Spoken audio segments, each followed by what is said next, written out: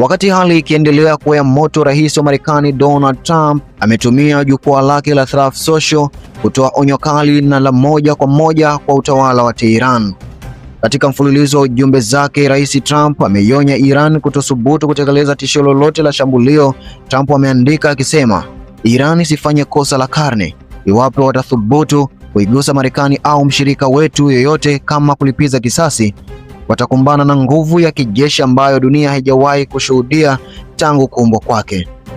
Rais Trump ameongeza kuwa Marekani iko katika hali ya juu ya tahadhari na kwamba adhabu kali na ya kudumu itatolewa mara moja bila kusita ikiwa Iran itachochea vita. Hadi sasa bei ya mafuta ghafi duniani imeanza kupanda kwa kasi kutokana na hofu ya kufungwa kwa mlango bahari wa Hormuz. Umoja wa Mataifa umetoa wito wa utulivu, huku mataifa makubwa kama Urusi na China yakionya kuwa shambulio hilo linaweza kuivuta dunia katika vita kuu ya tatu ikiwa pande zote zitahusisha presha.